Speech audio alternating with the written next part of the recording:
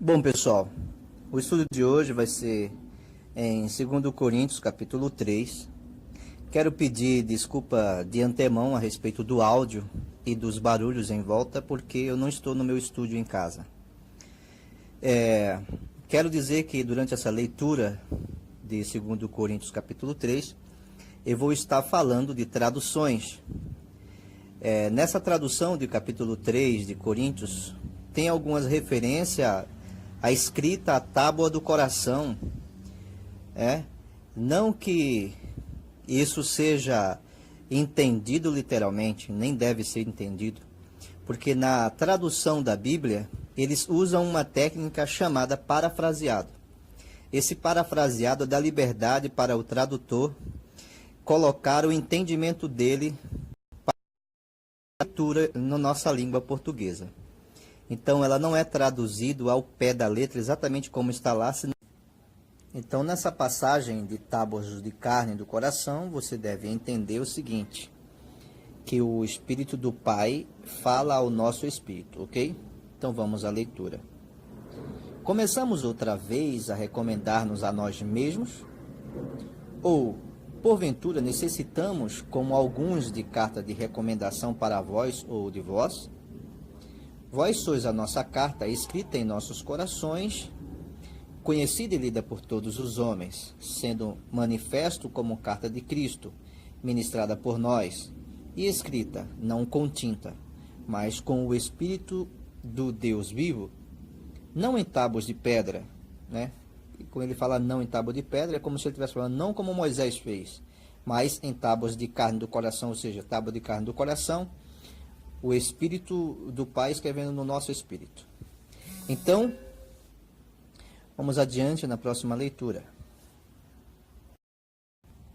Então, diante disso, quando nós lemos tábuas de carne ou tábua do coração, devemos entender que o Espírito, né, a referência Espírito aqui, deve nos remeter àquela passagem que Jesus fala para a samaritana no tanque, diz que Deus é Espírito e importa que os adoradores o adorem em Espírito.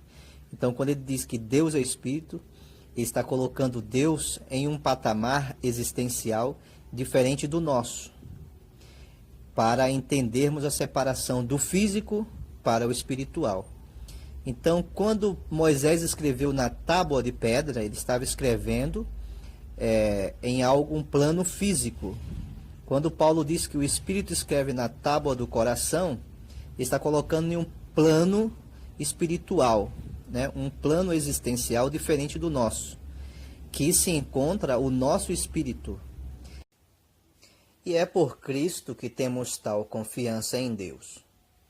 Não que sejamos capazes, por nós, de pensarmos alguma coisa como de nós mesmos, mas a nossa capacidade vem de Deus, o qual também nos capacitou para sermos ministros de um novo pacto, não da letra, mas do Espírito, porque a letra mata, mas o Espírito vivifica.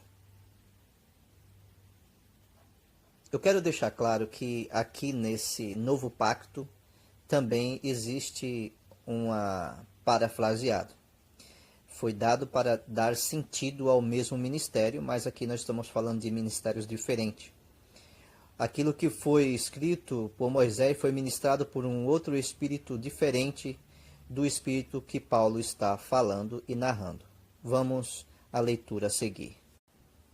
Ora, se o ministério da morte, gravado com letra em pedras, veio em glória, de maneira que os filhos de Israel não podiam fixar os olhos no rosto de Moisés, por causa da glória do seu rosto, o qual se estava desvanecendo, como não será de maior glória o ministério do Espírito? Por quê? Se o ministério da condenação tinha glória, muito mais excede em glória o ministério da justiça. A glória que ele está falando aqui e os ministérios, ele está diferenciando um ministério do outro. Ele está dizendo que o ministério dele, de Paulo, trazido por Cristo, que ele chama ministério do Espírito, é maior do que aquele trazido por Moisés, qual ele chama ministério da morte. Ok, pessoal? Vocês nunca viram falar sobre isso, mas é importante fazer a leitura da forma que está escrito, ok? E ele fala ministério da condenação também, não é só da morte, mas da condenação. E chama o ministério de Cristo de ministério da justiça. Vamos diferenciar. Vamos à leitura. Pois, na verdade, o que foi feito glorioso não é em comparação com a glória inextinguível. Por quê? Se aquilo que se desvanecia era glorioso, muito mais glorioso é o que permanece. Tendo, pois, tal esperança, usemos de muita ousadia no falar. E não somos como Moisés, que trazia um véu sobre o rosto, para que os filhos de Israel não vissem a glória desvanecer, sumir da sua face.